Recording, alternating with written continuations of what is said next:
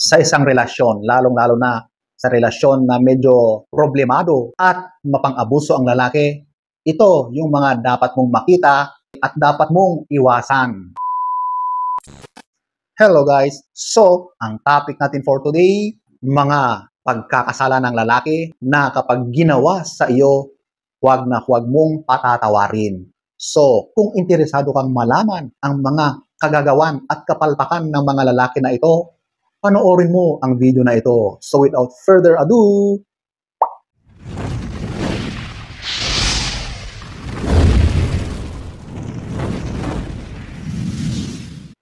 so, eto ating alamin ang mga ginagawa ng lalaki, ang mga pagkakasala ng lalaki, ang mga masasamang ginagawa ng lalaki na hindi dapat papatawarin.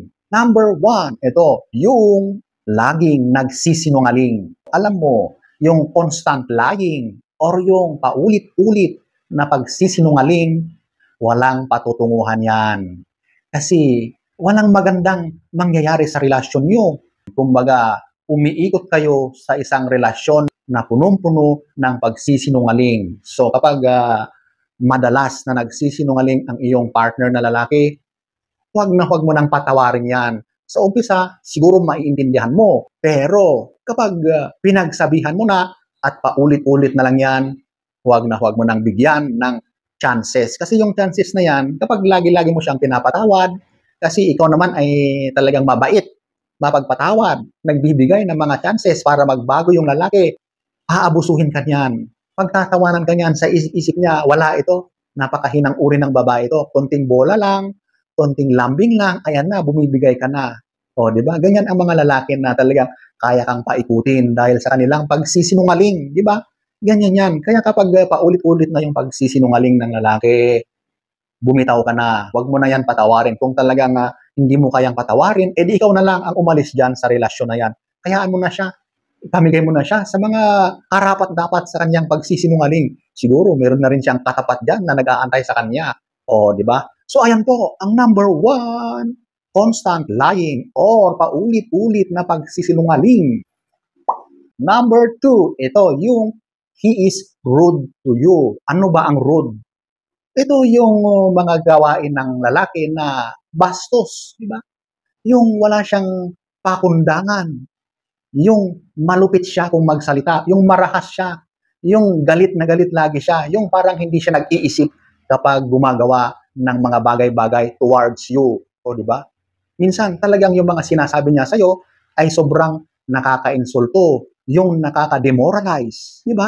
Ang turing niya sa'yo ay hindi ka relasyon, parang wala lang, di ba? Ganon ang pakikitungo niya sa'yo. So talagang literal na bastos siya.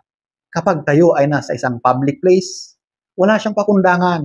Kapag galit siya, mumurahin ka kahit maraming tao, di ba? Kahit alam niya na nasasaktan ka, maraming tao ang nakakita, maraming nakakarinig, hindi niya naiisip yung mga ginagawa niya kahit mali, kahit nakakahiya, wala lang sa kanya yon. So yan po ang lalaki na tinatawag na rude, di ba? So talagang bastos siya, wala siyang morals, ganun yun, di ba? Basta kung ano yung gusto niyang sabihin, makakasakit man siya, wala lang sa kanya, ganun yun. Kaya kapag nakikita mo yan sa iyong karelasyon, sa partner mo, sa manliligaw mo, i-dispatcha mo agad yan. O kaya huwag na huwag mo nang patawarin kung yan man ay humihingi ng iyong kapatawaran. Di ba? Kasi yung mga ganyan, paulit-ulit na lang yan, magpapalamig yan. Tapos kapag sinumpong na naman ng kanyang kabastusan, ganyan na naman ang turing niya sa iyo. Okay? So ayan po, ang number 2. Number 3, ito yung inaabuso ka or he abuses you. So literal na ito yung mga pang-aabuso na medyo malawak. Maaring verbal na pang-abuso, maaring physical na pang-abuso, emotional na pang-abuso, mga sexual na pag-aabuso. Basta lahat ng pang-aabuso na yan ay talagang nakaka-demoralize at nakakasakit sa iyo. Alam mo, yung mga pang-aabuso na yan, maraming uri yan. Example na lang, sa emotional, di ba? Verbal at emotional, magkarugtong yan. So, yung tipong kapag galit siya, ay talagang sinisigawan ka, pinagsasabihan ka ng mga kung ano-anong masasakit na salita. So, talagang tatamaan ka dyan emotionally. Kasi masakit talaga. Yung mga binibitawan niyang salita, masakit sa emotional na aspeto yan, di ba? At ito pa, sa physical naman, yung literal na sinasaktan ka. Maraming mga ganyang lalaki na may sakit sa utak, yung mga nananakit na yan, parang kasama na yan sa pagkatao nila yung nananakit ng kapareha or ng partner. O di ba? Kapag sinaktan ka, kahit isang beses pa lang yan, pumalag ka, i-report mo yan sa mga kinauukulan, may kalalagyan yan. O di ba? At ito, yung mga usaping SEX na yan, pang-aabuso yan kapag pinipilit ka.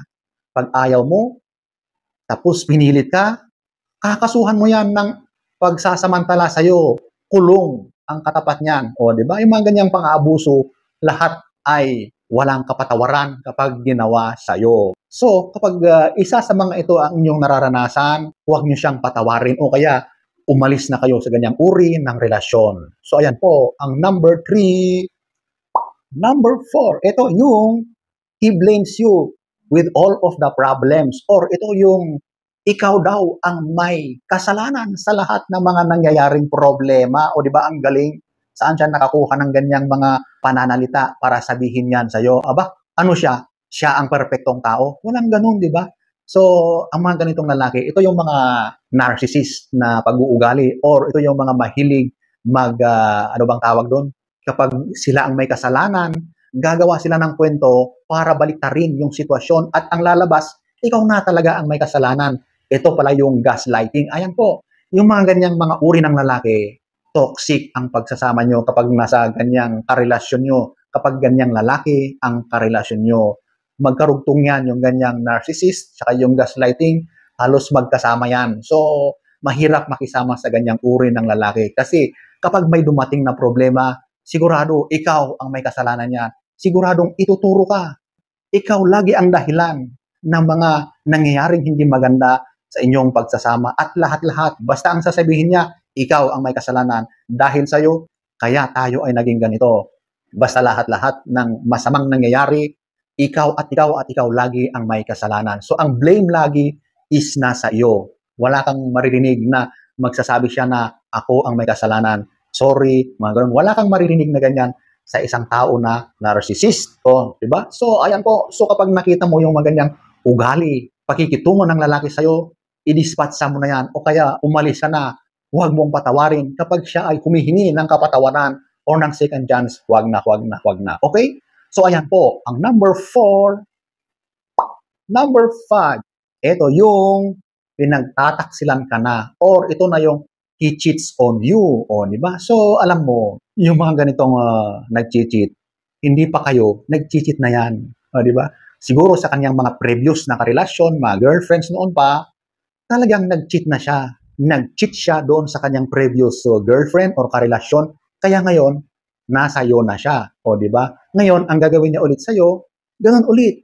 Pag may nakita siya na mas nakakahigit or mas sexy, mas maganda sa'yo, papatol siya doon, mag-cheat siya ulit. Kasi yung mga ganyang uri ng lalaki, may something yan sa kanilang pag-iisip. May problema yan talaga sa sarili nila. Kaya yung mga ganyang mga bagay, kanilang paulit-ulit na ginagawa. Kahit pa nasa maayos na relasyon yan, hahanap at hahanap yan ng ibang putahe. Ganun yun.